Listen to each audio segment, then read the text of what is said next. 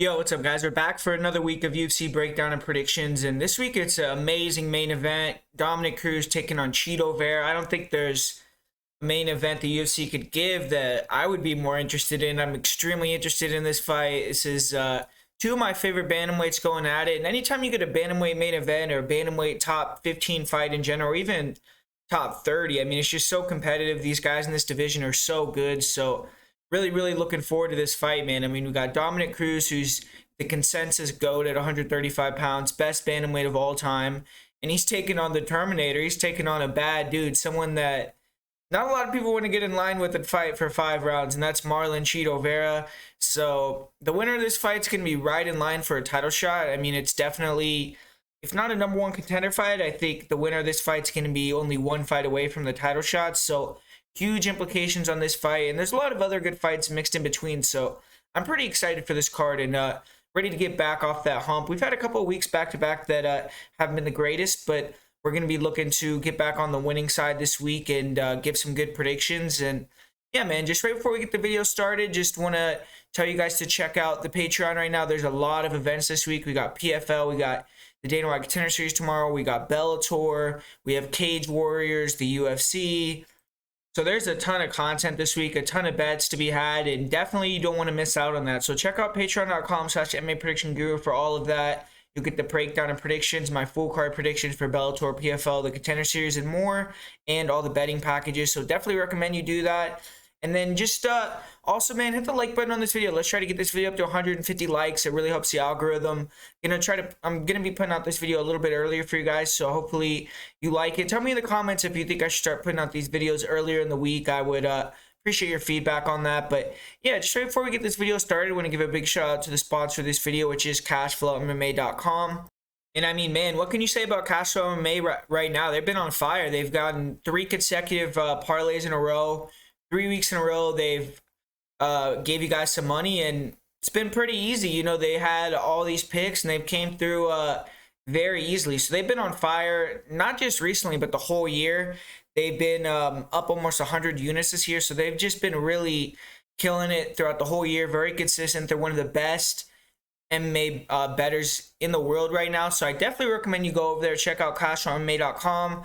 They're going to have a bunch of bets this week for you, and they're likely going to win you some money. So go over there, check them out, and definitely don't think you'll be disappointed. They're one of the best around. So CashflowMMA.com, that's where you can go check out their predictions and bets.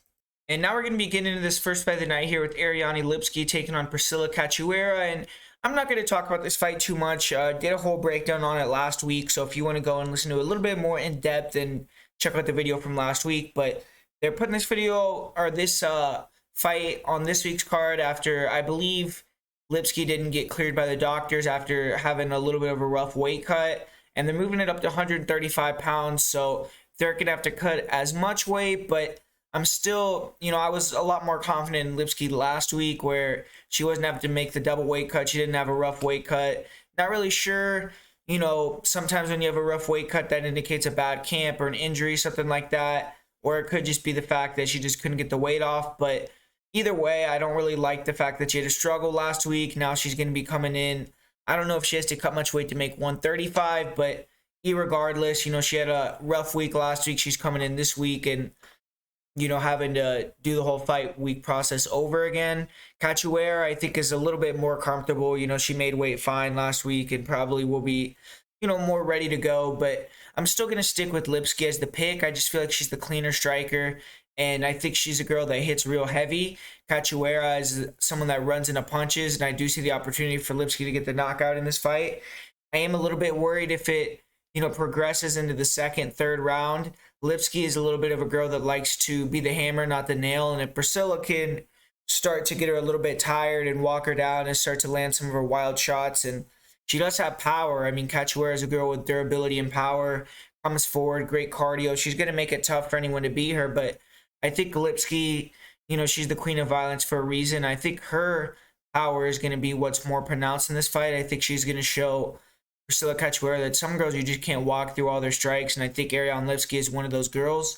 And especially at 135, I think the extra weight will help Lipski have even potentially more power in her shots and be a little bit fresher. So I'm going to go with Lipski. I think she's the cleaner striker overall. I think she's the better grappling, could even hit some takedowns if she wants to as well. But it's just going to be about how she can weather the storm if she starts to get a little bit tired. Is she going to fold and end up getting finished under that pressure? There is a possibility of that. I think this fight doesn't go to decision. There's value on that. But ultimately, I'm going to pick Lipski, and I think she'll win by second round TKO. And up next, we have the same situation with the fight that was supposed to go down last week that's now going to be going down this week. So I'm not going to give a big breakdown on this fight either, but this one's a little bit different in terms of the circumstances of why it was moved. Josh Quinlan, I guess he has that John Jones thing going on where he has that reoccurring picograms of that certain steroid metabolite or whatever the medical jargon is. But yeah, so he's having some issue with USADA where they flagged his last test. He wasn't able to fight in Nevada. And if you remember, John Jones versus Gustafsson, they didn't let him fight in Nevada, so they switched the whole event to California. And apparently California is letting Quinlan fight as well. So Quinlan, he's coming in here after failing his Dana White Contenders fight drug test for an anabolic steroid. And now he still, I guess, has some sort of remnants of that still in his system. So they're saying that it's not new. He didn't ingest anything new, and that's why they're still allowing him to fight. But yeah, it's kind of that whole thing, like the John Jones thing going on. But yeah, so Quinlan's going to get the fight here against Jason Witt in that same, matchup that they had last time. And I'm still kind of dog or pass on it, but I am going to still pick Quinlan, who is the favorite, because I feel like Quinlan is still very raw. He throws a lot of hooks, throws a lot of hard leg kicks, but he's stiff. I don't feel like he's necessarily a guy that has historically been able to get to Witt. Witt did well against Brian Barberina, who likes to get on the inside and wing hooks. But, I feel like he struggled more against fighters that throw straight crosses down the middle that are a little bit faster. But I just can't trust Jason Witt. I feel like Quinlan, he's very physically strong. He has some background and some success in some gi and no gi jiu-jitsu tournaments. And I think that he's going to be hard to hold down. I've seen that he has good sweeps and things like that when he gets put on his back. And I feel as if Jason Witt may start out good.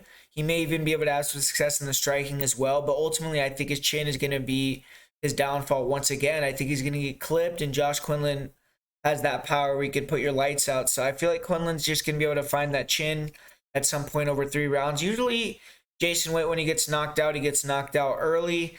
But I'm going to see this one more maybe like a Phil Rowe type of fight where he starts well and then Quinlan kind of catches him at some point. So I'm going to say Quinlan gets a second round TKO in this one. KO, TKO. It could be a KO as well.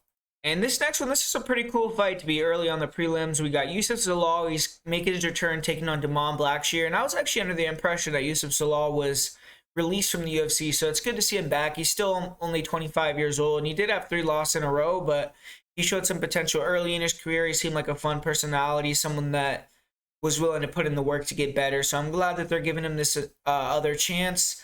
And he was supposed to fight Christian Quinones, but unfortunately Quinones had to pull out. Now he's taking on Damon Blackshear. And Damon Blackshear, he's a solid replacement. He comes out of Jackson Wink, and he's a good athlete. He's well-rounded. He is currently the CFFC world champion, so he's champion in a pretty solid organization on the regional scene. And most of his fights, he does have the reach advantage. He's the long and kind of lanky guy for the weight. He's 5'10". But Zalal, 5'10", 75-inch reach. He is going to have a 2.5-inch reach advantage over Damon Blackshear. So that's something that Blackshear has to kind of get used to. But he's long-ranging himself, and he has good speed. And I expect Blackshear to be the guy pressuring in this fight going forward. But he can also fight off the back foot. He's pretty good at counter-striking. He likes to feint, fake, throw good oblique kicks to the legs, front kicks to the body, front kicks to the head. And he likes to counter with the left hook or the straight overhand rights. He has fast hands. He has solid power in his punches. Only has 1 knockout, but I've seen him drop more than 1 opponent. And recently it seems like he's leveled up a little bit with his striking.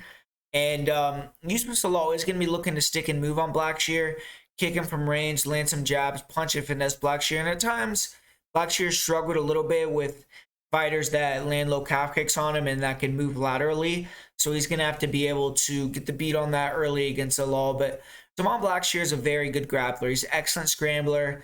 He has good takedowns. He has good takedown defense.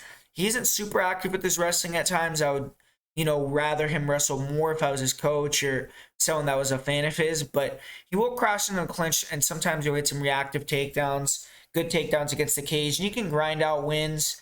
In this fight, I think it'd be very smart for Blackshear to have a wrestling game plan. On top, he has good control, dangerous submission game. A majority of his wins come by rear naked choke, and he has some really creative back takes. He's very active on top. He doesn't let opponents rest. And when he gets put on his back, he's very hard to hold down.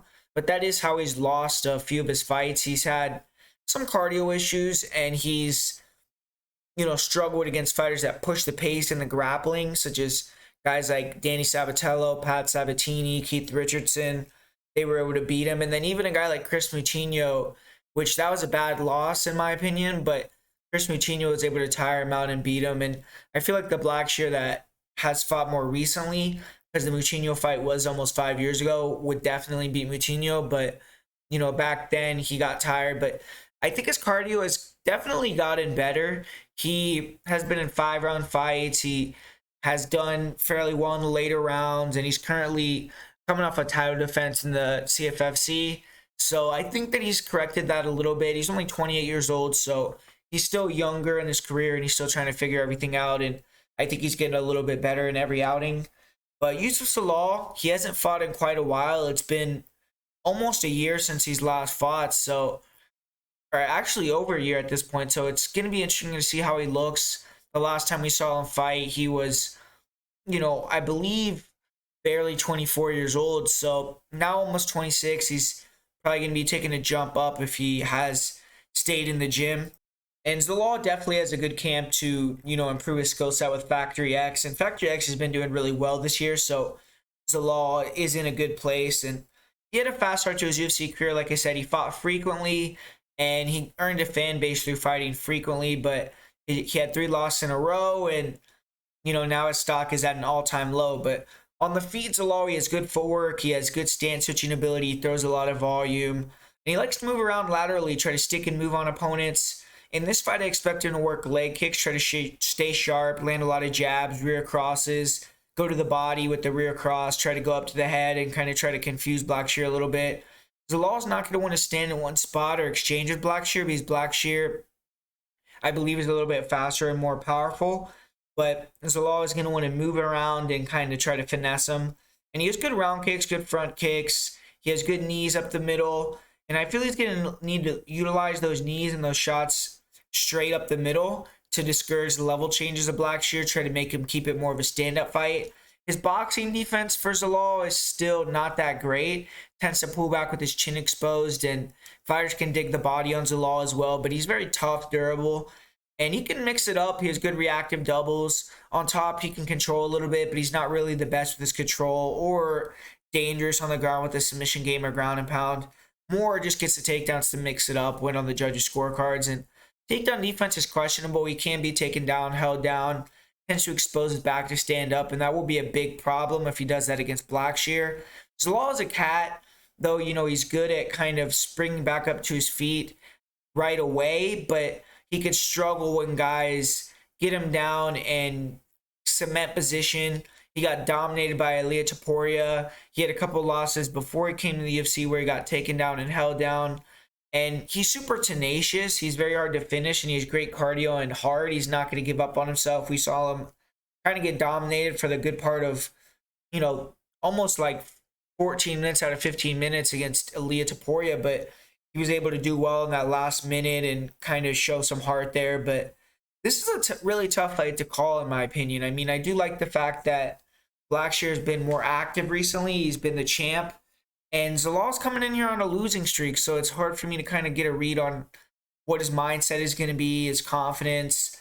And I'm actually going to go with Damon Blackshear in this fight. I think it's very close. I think in the stand-up it's going to be competitive, but maybe Zalal could edge it out. But I think the difference will be the grappling. I expect Blackshear to hit some takedowns, to get some top control, back control time. I think he can land the heavier punches. And Zalal, I feel like 3 losses in a row, his confidence has to be a little bit down. He hasn't fought in over a year. Blackshear's coming in this fight with a 4-fight win streak. And I expect that to play a role in his win, the momentum, the confidence. And I think Blackshear's going to come in here, surprise some people, and pick up the W.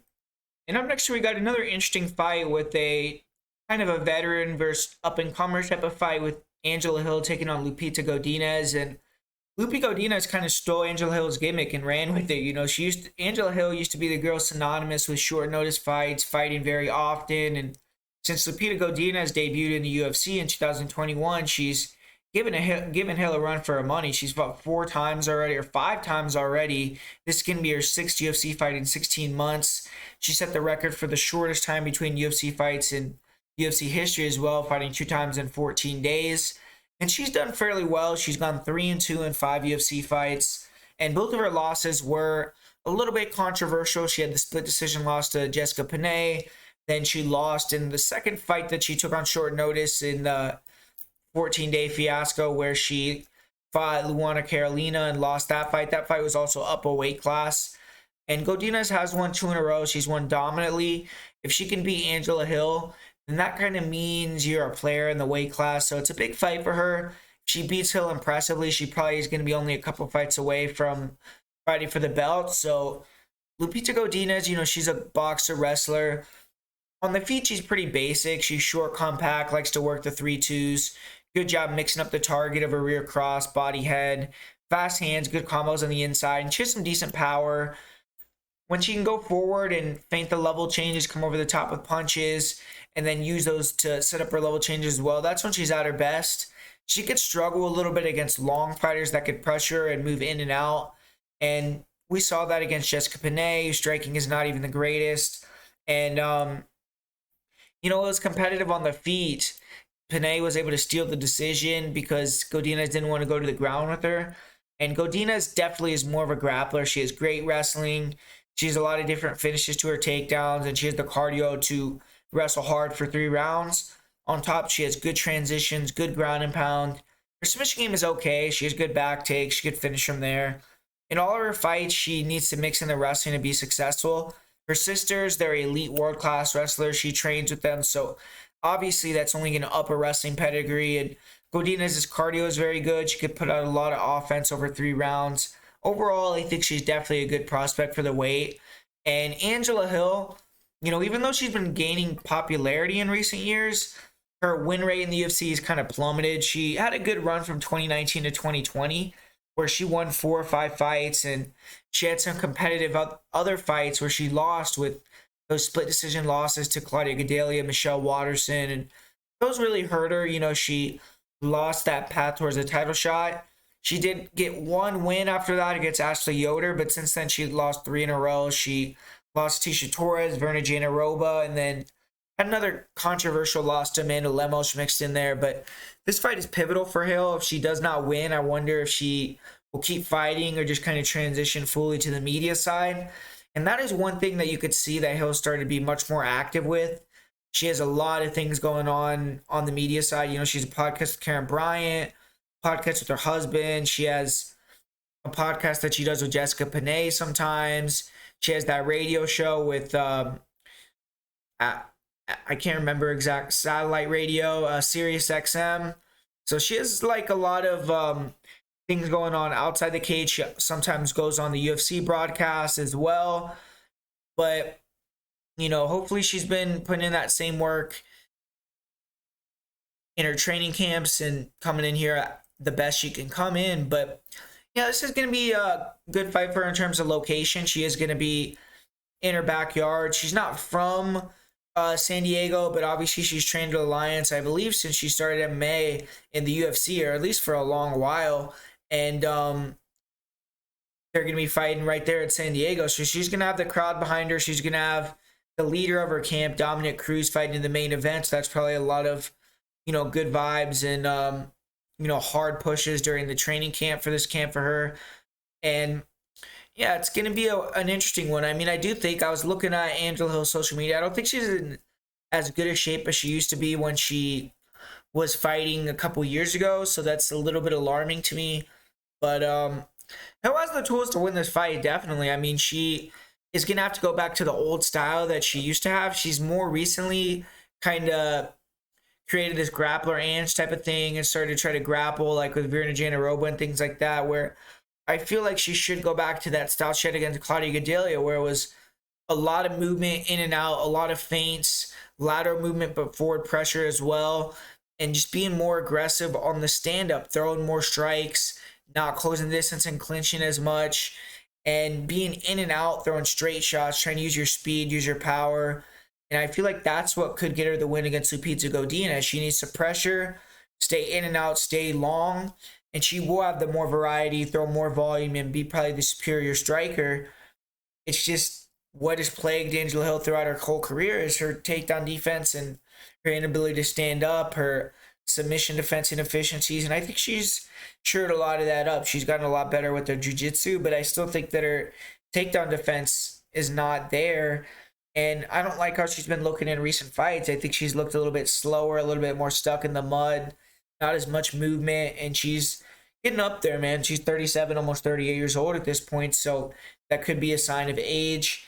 And, you know, there is, like I said, though, a big path to victory for Hill with the in and out movement. I think she's also can hold her own in the clinch. She's underrated there. She's really strong in the clinch, good Muay Thai background, and she does good with her positioning. And I feel like she could control Lupita Godinez a little bit in the clinch as well.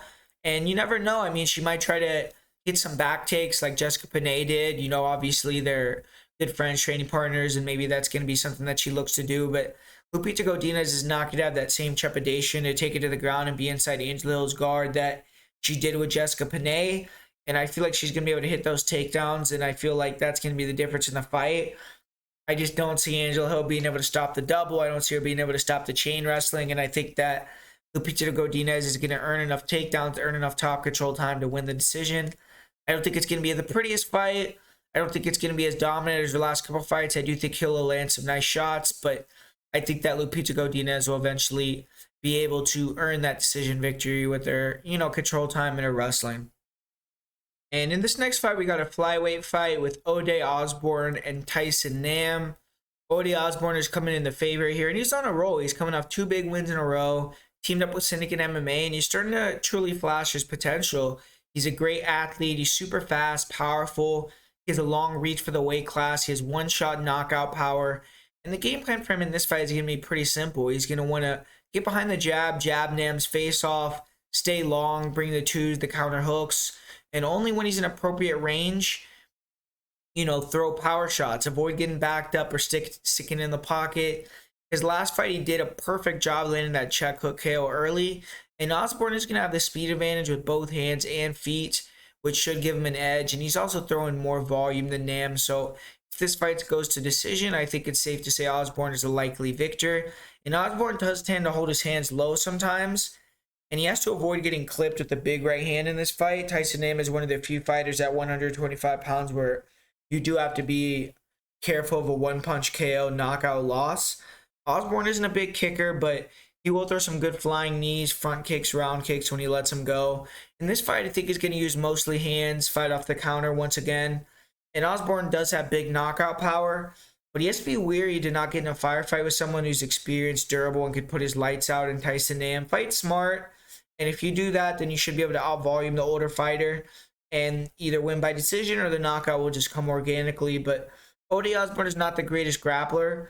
I do feel fighters are going to struggle to get inside on him and shoot because he is long, fast, moves laterally well, has good footwork, doesn't really overextend a lot. But takedown defense is not the best, tends to attack submissions off his back rather than get up as well.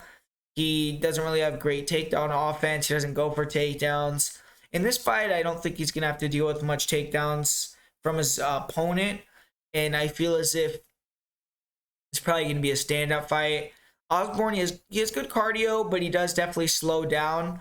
But I feel as now that he's starting to get better training, he's starting to get more experience in longer fights, it's going to start to look a little bit better for him. But if you did look, for instance, in his fight with CJ Vergara, he did slow down a little bit in that fight.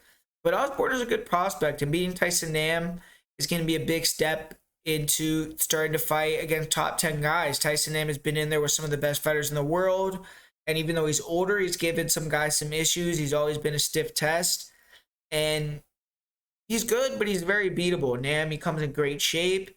He has big knockout power in his right hand, but he's just a pretty one-dimensional guy. He only looks to counter with his boxing. He's low volume. He does pressure well. He works behind the jab, but usually he just likes to wait for his opponents to throw so he can counter with the big overhand or right cross.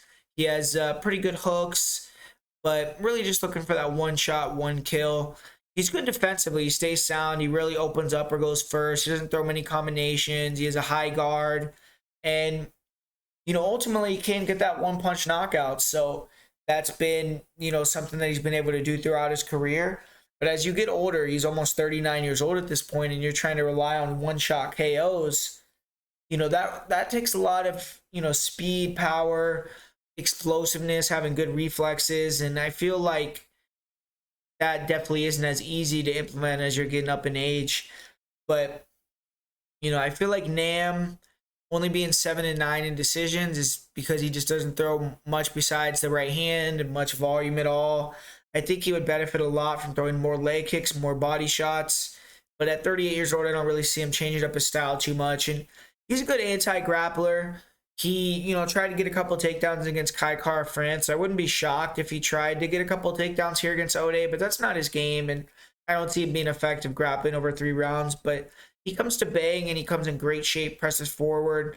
But I feel like Ode should be able to avoid the big shot, pick Nam apart with the jab, the occasional rear cross, stay on his bike, move side to side, not really get backed up, keep the volume high. If he can do that, pick Nam apart with his speed, I think he should be able to get it done fairly easily. This is a fight betting-wise I would probably avoid because Nam has high-level experience and one-shot knockout power. If he can keep Ode Osbourne backing up, maybe he can get him tired and land that kill shot in the later rounds, or even land it early. If he connects, he can put Ode out for sure, but it's not a super high likelihood outcome to me. I think Ode Osbourne winning by decision or even, becoming one of the first people to finish Tyson Nam would be more likely. So I'm actually going to go with Tyson Nam or Ode Osbourne to win this fight via decision. And this next fight definitely should be all action with Gabriel Benitez taking on Charlie Ontiveros. And, this fight, though, I feel like Gabriel Benitez definitely should be the side that is highly favored, and he is. Gabriel Benitez, he hasn't been doing well recently in the UFC, but he has a lot of high-level experience. I feel like he's one of the better journeyman fighters in the weight. And he is going to be going against a behemoth, though, man. Charlie Ontiveros is a huge lightweight. He fought his UFC debut at 185 pounds against Kevin Holland. So, the guy's really big. And I believe before he came to the UFC, he only fought at 170 and 185.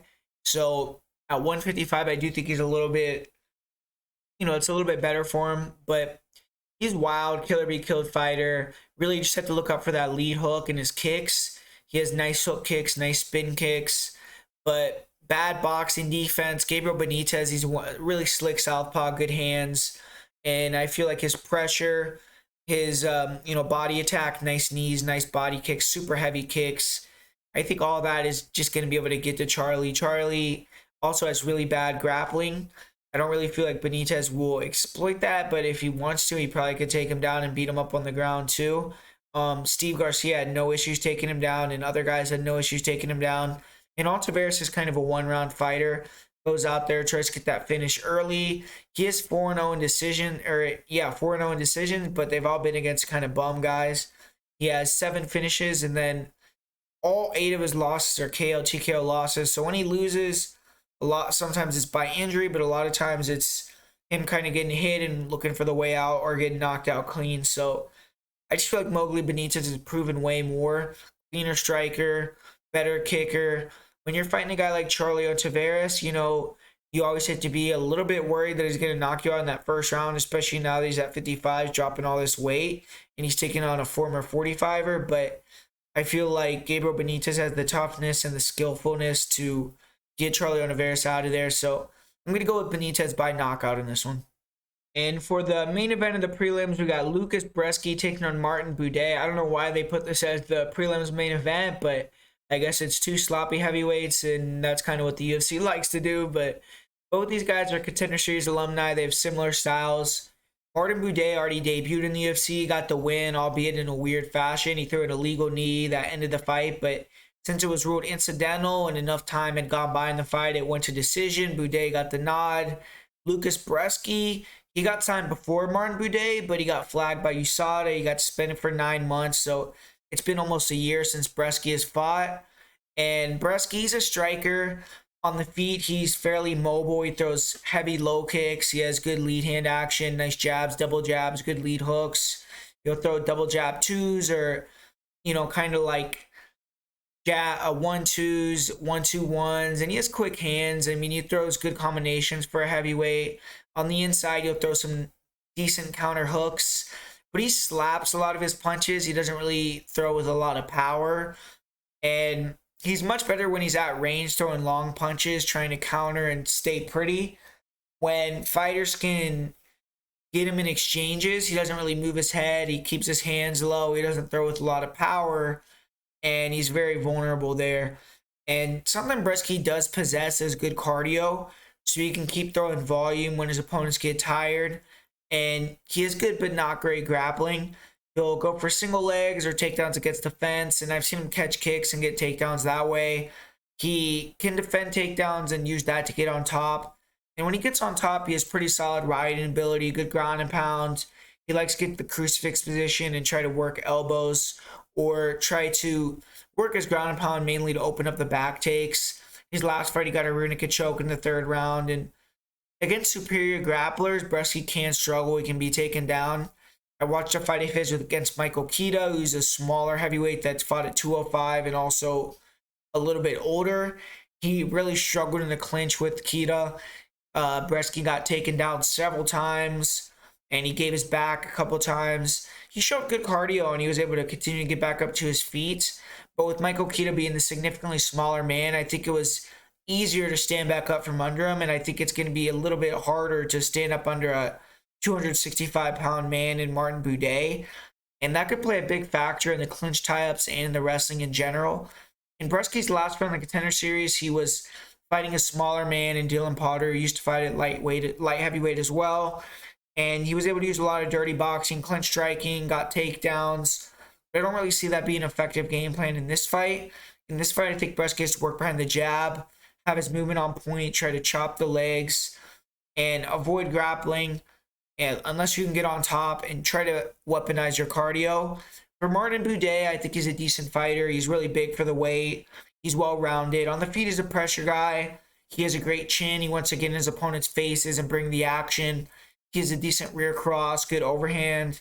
He will leap in with the left hook to try to get in the clinch or land a big shot. And his defense is bad, but he has really good durability.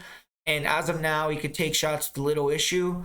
And he has okay foot speed, so he can usually cut off the cage and get fighters where he wants them to be. He's never been finished. His one loss came against Juan Espino. He's a beast currently in the UFC. And Martin Buday, the way he fights, he wants to live in the clinch. He's one of these guys that wants to push you against the cage. He can dirty box, put his weight on you, slow guys down, uppercut, short knees. And eventually he'll get you to the ground. He has great cardio. And he isn't the best wrestler, but he's more of a cage grinder. And once he gets you tired and get on top, all that weight coming down on you, a lot of guys look for the way out, and you can get finishes that way. I think this is a decent matchup for Buday. He's fighting a fighter who has pretty good striking, but not a ton of power or speed. Buday should be able to force the clinch, make it more of a grappling fight, and get the better of that. I think he's the bigger, stronger fighter. He's more superior in the clinch, and I think if he can get on top, he can go to work.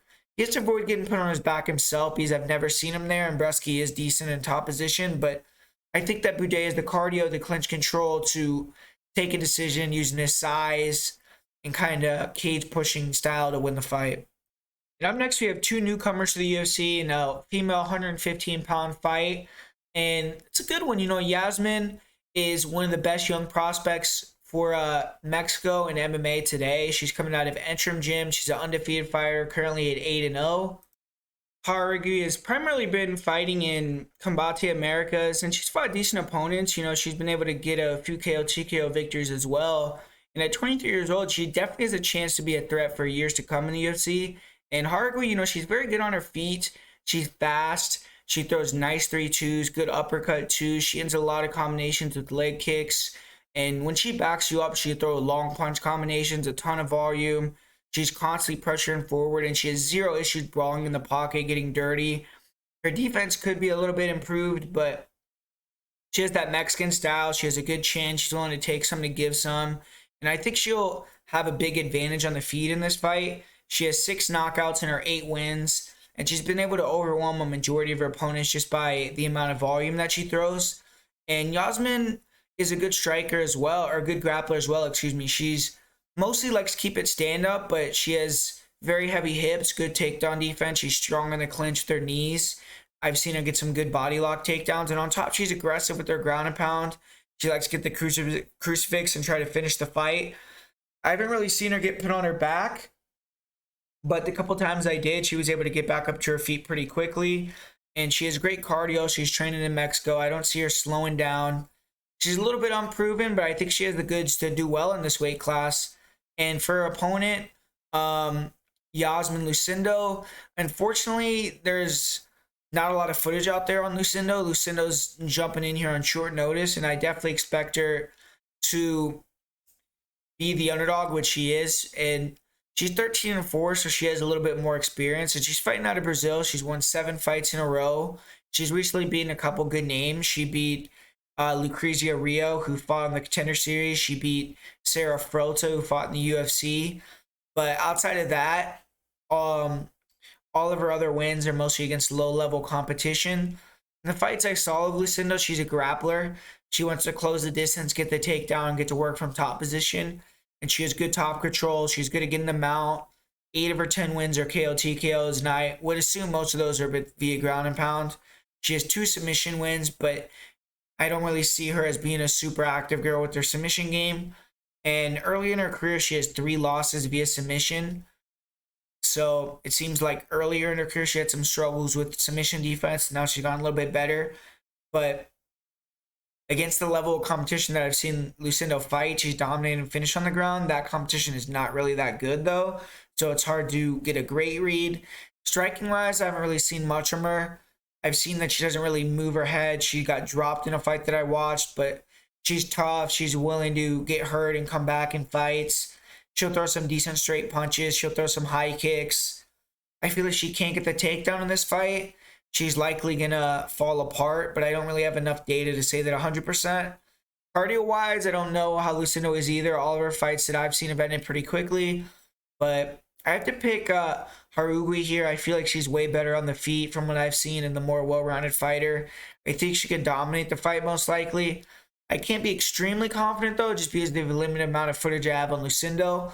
But with Lucindo coming in on short notice, taking this as her first fight in the United States and in the UFC, I think Lucindo should be a decent underdog for sure. And I think Yazmin, I'm going to pick her to go out there and get the first round KO.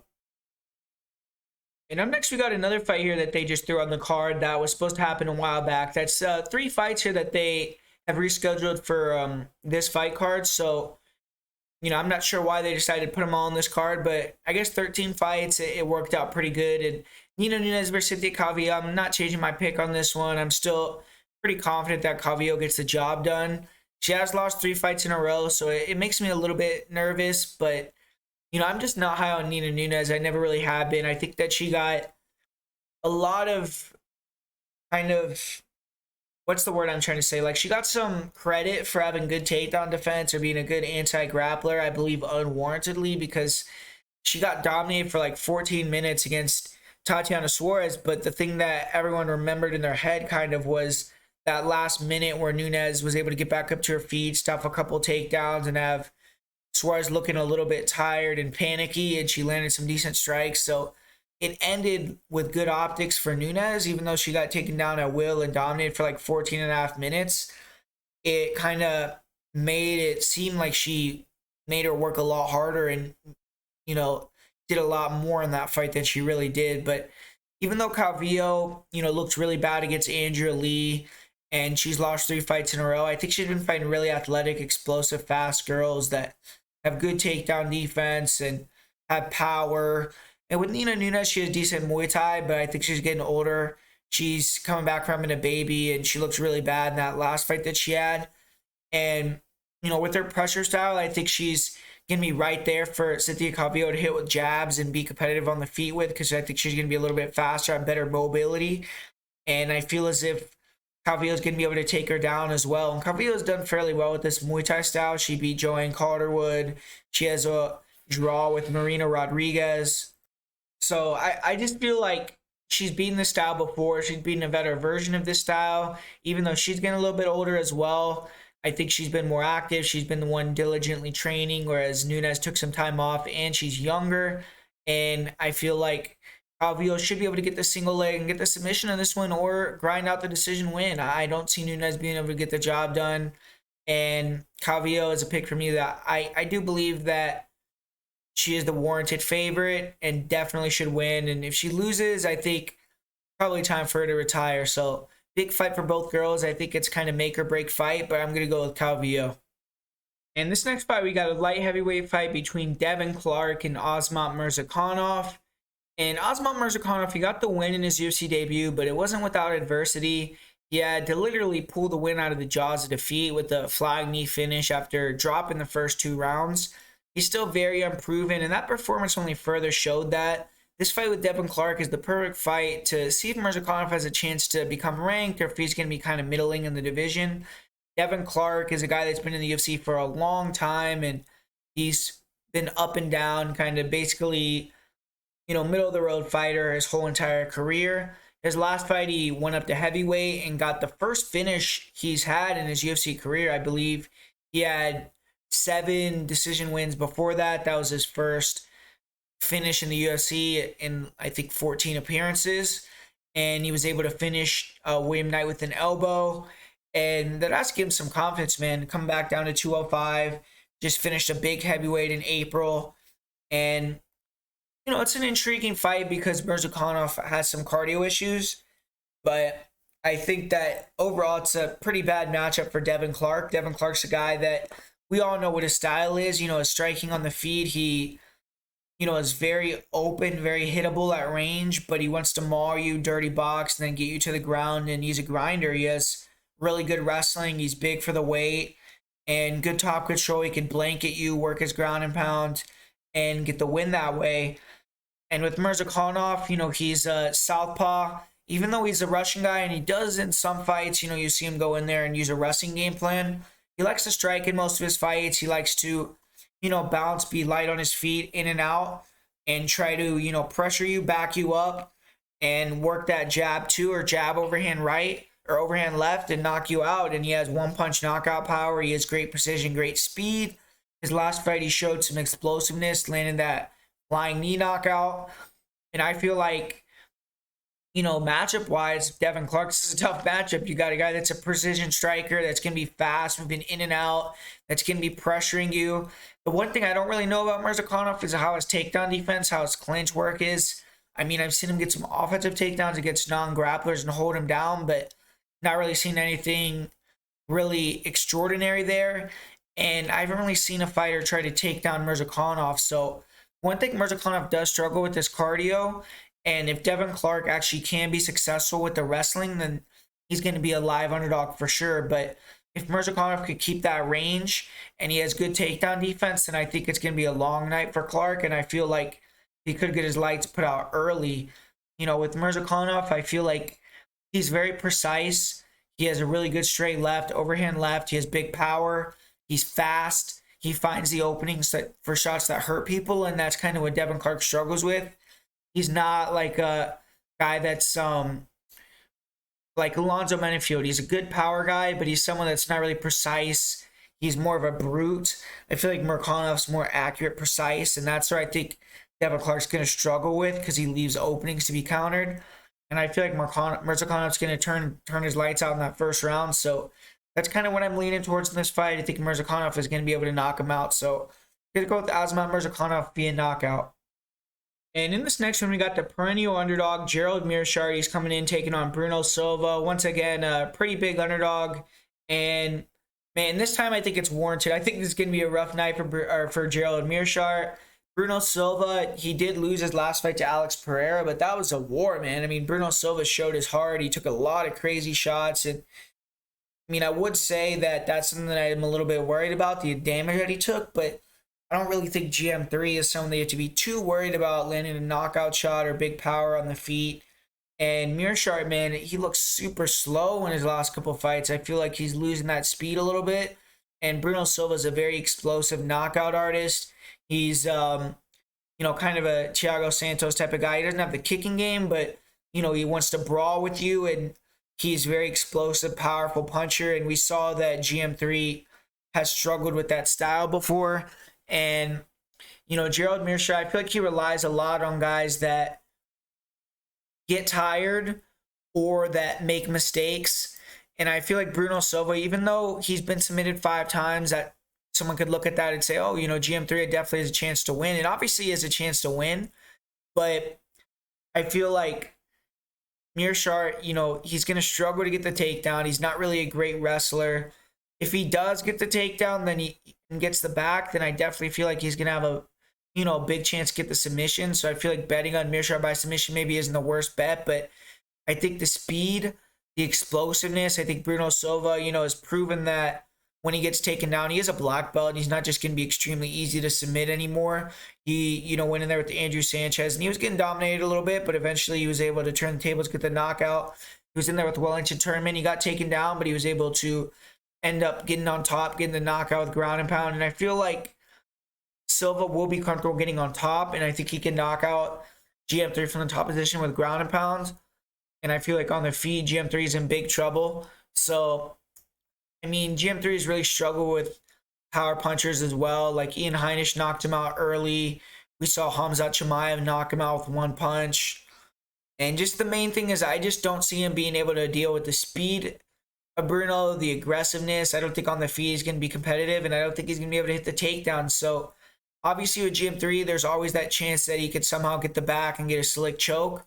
He's very dangerous in that way. I think he has the most submissions in middleweight history. But I'm going with Bruno Silva via first round KO. And the last 2 fights on this card should be awesome. For the co-main event, we got David Onama taking on Nate the Train Landwehr.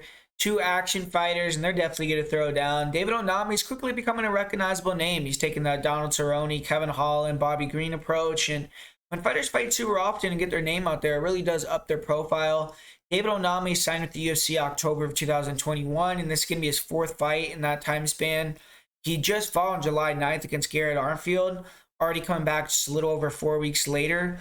Onama is the favorite in this contest. If he can get the 3 wins in a row, he can likely get a high-profile matchup next. He's primarily a boxer. He has fast hands, long reach. He wants to use his jab, pressure, force exchanges. That's where he shines. He has really good straight rights. He has good hook counters, big power, speed, explosiveness, and he can, put together some decent combinations. And he can also put you to sleep with one shot. So you don't want to get in a lot of exchanges with a guy like David Onama. And definitely explosive, powerful guy, long arms, and has pretty good counter striking and good speed, good power in his punches. He has questionable grappling. He's still young in the game, so he'll crash the distance with striking, crashing in the clinch. And against Mason Jones, he got dominated in the clinch, got taken down, controlled for large parts of the fight, exposed his back multiple times. He showed heart, and he was continuing to get back up to his feet. He survived until the end, but he lost the fight, and that was a short-notice fight at 155 pounds. But if Mason Jones can pressure, use the clinch, hit some takedowns to win, you have to imagine Nate Landwehr is going to look at that game plan and try to replicate it. I definitely think Landwehr is better in the clinch than Onama is. And on the inside, I feel like Landwehr is a little bit better and the better wrestler. So Onama's going to want to keep this at range. He's going to try to pressure and keep Landwehr on the back foot, keep it long, counter, stay in and out, use his speed, footwork, uppercuts, knees, shots up the middle.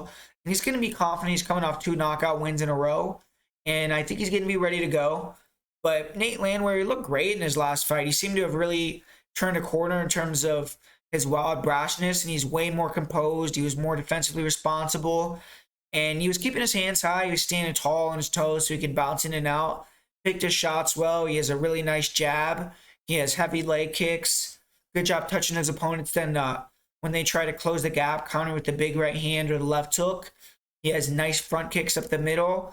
And he also obviously has that trademark style where he's going to get wild, close the gap, brawl. And that's where he's gotten himself in trouble with the straight shots. He's been knocked out with knees twice in the UFC. But he has great cardio, short range power. He can force brawls, take shots to give shots. He has good dirty boxing, good clinch knees, good punches. And his volume is off the charts. I mean, he was able to dominate the fight against Ludwig Klein on the inside. And he eventually just took over because Ludwig Klein could not handle that volume. And Nate Landwehr isn't much of a grappler. He has good wrestling, but he tends to use it more defensively. His last fight, he did get the Anaconda choke, and he got close to getting it in the second round, so that must be a go-to submission for him. In this fight, if Landwehr can break down Onama in the clinch like he did Klein, he's definitely going to have a chance to snap him down and get that front headlock or hit a submission again. I do think Landwehr is the fighter who's better on the inside. He has exceptional cardio, and that's one of his best assets. He's not going to get tired, and he tends to get stronger as the fight goes on. Landwehr has the benefit of having a full camp here. He was getting ready for Subaira Tuhugov, who's a great fighter. And David Onama's coming on short notice, so Landwehr definitely has an advantage there. Nate Landwehr on the feet is going to have to move, limit his blitzes, exchanges, work counters. He needs to be heavy on the leg kicks, work behind the jab. I would look to attack the body. And when he can, try to clinch, make it ugly. And if Nate can get Onama in the clinch, gets a cage, he definitely can overwhelm and draw him with volume. I think it would be smart to try to mix in some takedowns for Landwehr too. And Onama's going to have to try to draw out that old Nate Landwehr, try to get him to brawl, exchange, land that big counter hook at the cross and put Landwehr out. Onama just fought 5 weeks ago, though, and he took some big shots. He took some damage. I don't expect him to be quite 100% coming in here. He, is super tough, so I think he's not going to get finished. But I actually think Landwehr is going to come in with a smart game plan. Counter-strike his way into the clinch, dirty box, and have a similar fight to the one he had against Ludwig Klein. And I think that Nate Landwehr is going to get the upset victory here. I think the line should be closer, personally. And for me, I am going to go with Nate Landwehr to get the job done in a upset here. Then, man, like I was saying at the beginning of this video, what more could you ask for in this main event? We got Marlon Vera taking on Dominick Cruz. Dominick Cruz, arguably, in my opinion, not even arguably, the best bantamweight of all time, taking on Vera, who, man, he's quickly coming up the rankings as one of the best bantamweights ever, one of the best bantamweight finishers ever. You could already say that for sure. And Vera's coming off 3 wins in a row. This is kind of his second crack at a legend. He got to fight Jose Aldo, came short in that one. Now he's taking on Dominick Cruz. He's getting 5 rounds. He's getting more exposure, title fight.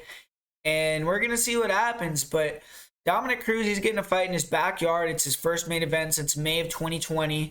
He's won back-to-back fights. And he can win a 3rd fight in a row. Miraculously, he's going to be back in the title picture in 2020-22. So there's a lot to win for both guys. I think the winner of this fight is going to be, either getting a title shot or be 1 fight away from a title shot.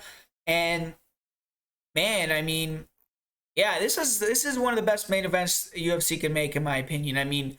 We got a chess match here. We got a guy in Marlon Vera who, when he wins fights, he's finishing you, man. He's taking you out most of the time. He did get a decision win against Rob Font. He got a decision win against Davey Grant, but he's only 4-7 in decisions. He has 17 finishes.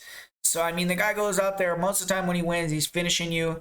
And that's a big contrast with Dom Cruz, who he's 16-1 in decisions. So one guy's 4-7 in decisions, another guy is 16-1 in decisions. It kind of tells you, hey, if this fight goes to the scorecards, maybe Dom Cruz is going to get the job done, especially with it being in his hometown as well. You have to think if it's a close fight that'll also help on the judges. But Vera, he doesn't give a shit about going to the scorecards or anything like that. That fool is coming in there and he's going to get the kill every time. He's not even thinking about that.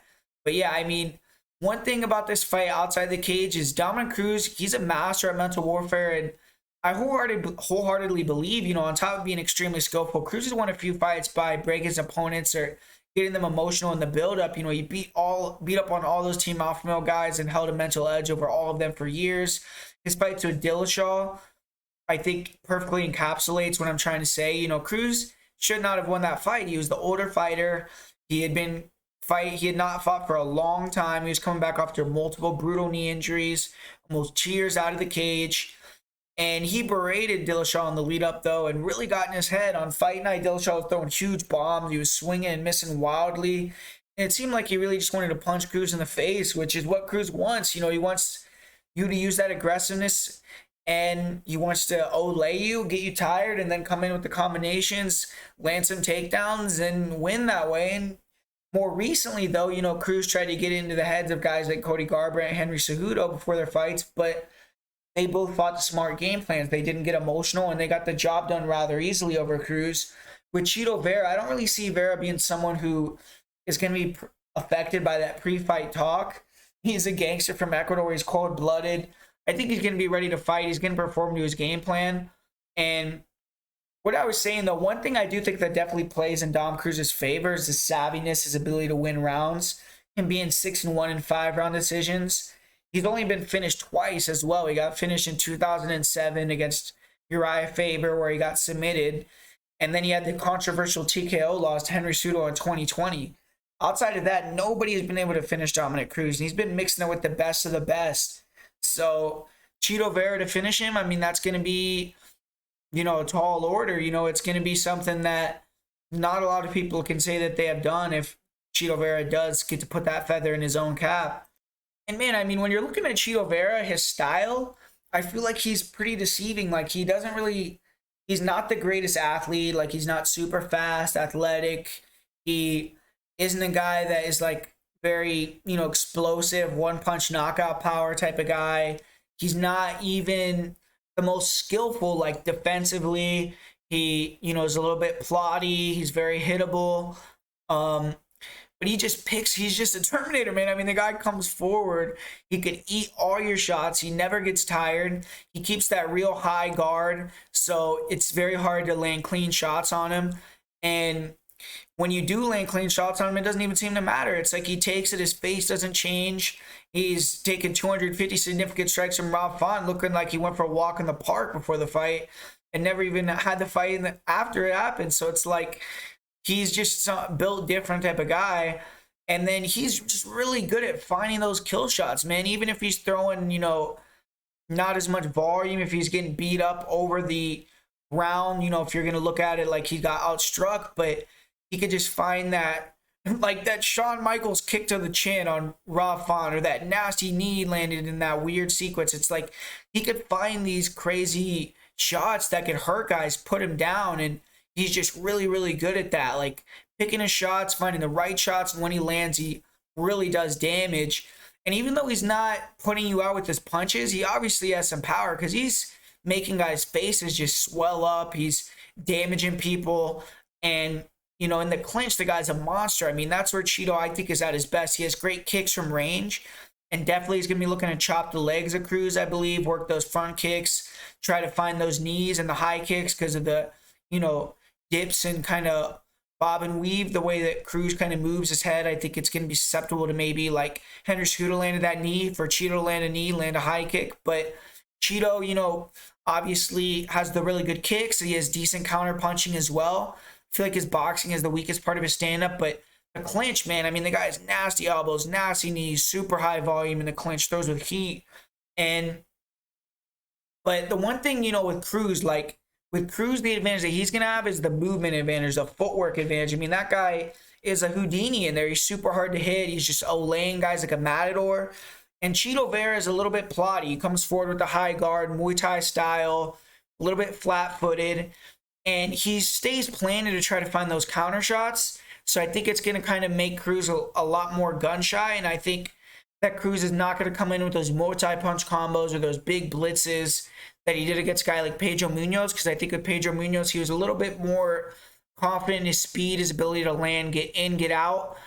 And with Chito Vera, he's going to have to deal with someone that's long, rangy, that's going to be throwing strikes. He's trying to come into range and counter him, and also throwing strikes in the exchanges, trying to counter him. And I think that's going to be a little bit scarier for Cruz. But Cruz is very analytical, very smart, and he knows, he could stick and move on this guy. If he keeps his footwork on point for 5 rounds, it's going to be very hard for Chito Vera to walk him down and land those concussive shots. He's going to have to land, those few and far between shots that eventually maybe he lands the one clean shot that can knock Cruz out. But I think as the fight goes on, it's going to be hard for Chito to kind of corral Cruz. It's going to be in the bigger cage as well. And I think that Cruz is going to be dancing on him, landing some, decent counter shots, being in and out. But I think the way Cruz wins this fight, and if he does win this fight, it's going to be with the wrestling, man. It has to be, he has to establish the wrestling early in the fight. He has to get takedowns early on, multiple takedowns. If he can't control, then, he has to go for the takedown again. He has to be in excellent shape. And if he can get takedowns, which I mean, I think he obviously will be able to get takedowns on Chito Vera, who doesn't have the best takedown defense. It's just going to come down to, you know, how easy is it going to be to get those takedowns? How much damage is he going to get before he gets it to the ground? Is he going to be able to hold Chito down? Is it going to tax him, get him tired? But, man, I mean, you watched the Frankie Edgar versus Chito fight. I feel like Edgar laid the blueprint. You know, you got to move around, time the takedown, get on top, control, try to hold Vera down. Don't really worry about finishing him on top. Just chip away. And then, you know, if you could start to do that, then maybe you could get Vera thinking so much about the takedown, then you could start to land some of your blitz attacks or land some of your counter punches. And that's where you could start to have more success landing more power shots on the feet. But Vera is just so good at finding those, you know, shots that put you down, man. And we saw Pedro Munoz drop Dominick Cruz in his last fight. That's a little bit alarming. I do think that Cruz, you watch his fight with Casey Kenny, I thought he didn't really look that great in that fight. He was a little bit slow. But his fight with Pedro, I thought he looked excellent. I thought he was back. He was fast. He had good reaction time. He was flowing really well. And now he's coming back into 5-round fights where Dom Cruz thrives in these 5-round fights. You know, he's just like Chito, where he gets better as the fight goes on, has exceptional cardio. So I don't think he's going to slow down. I don't think Chito can have that kind of caveat of thinking his opponent is going to get tired and then he can land that shot on him when they start to slow down and their defense gets worse. Chito's just going to have to find those kill shots. He's going to have to stay on the leg kicks, and he's going to have to, you know, I don't think he's going to have a lot of success landing a lot of punches on Cruz. So when he lands, he's going to have to make it count. He's going to have to try to counter him a lot. And I think Cruz is going to work that takedown game, man. Cruz is at home. He's in San Diego. This is his last push for a title. And, man, I mean, this fight, I think it's extremely hard to call, man. I feel like it could go either way. I really don't have a huge lean on either guy. I think Chito could find that knockout blow, or I think Chito could maybe even hurt him enough where Cruz starts to break down a little bit and then Chito could take over and take a decision. But, man, I'm not ready to give up on Dom Cruz yet, man. I'm really not. I feel like Cruz could use that footwork, that movement. He's going to be way faster. Marlon Chito Vera is pretty flat-footed, pretty a guy that's plotty. I think Cruz can kind of dance around him, and him getting takedowns is going to be the difference in the fight. If he can get takedowns, establish top control in the early rounds, then he only needs to bank one more round to get the win, and he just has to avoid getting that kill shot landed on him, and I feel like he has an excellent chin. He's starting to get more into the groove of things. I feel like, you know, that fight with Cejudo where he got knocked out, he had not fought in over 2 years. He said he didn't have sparring. It was during the pandemic. Came in on short notice. Much different scenario here. He's getting a fight at home. And, man, I mean, I think Chito could win as well, but I'm going to go with the underdog. I feel like the line should be a pick'em. I don't think Chito should be that big of a favorite. If you can kind of tell me in the comments why you think Chito should be almost a 2-1 favorite over Dominick Cruz, I'm all ears, man. Put it down there.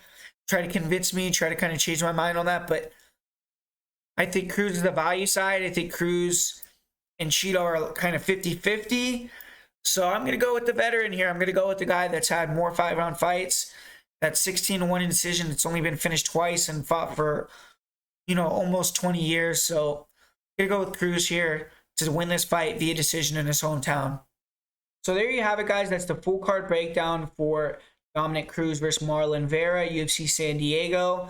As far as the most confident pick in the parlay of the week goes, for my parlay of the week, I'm going to do a parlay with the fight doesn't go to decision on Charlie Ontiveros and Gabriel Benitez fight, parlayed with Ode Osbourne. And for my most confident pick, I'm going to go with Gabriel Benitez. I feel like this week it's a little bit harder to find moneyline bets. I think a lot of these fights are very close. But I do have a few, you know, plays that I'm a little bit, or not plays yet. I haven't put the bets in, but I'm a little bit more confident on some picks on PFL, on Bellator. So check those out if you're interested, you know, and yeah, man, go to patreon.com/MMAPredictionGuru for that. But outside of that, thanks for watching this video, and I'm out, man.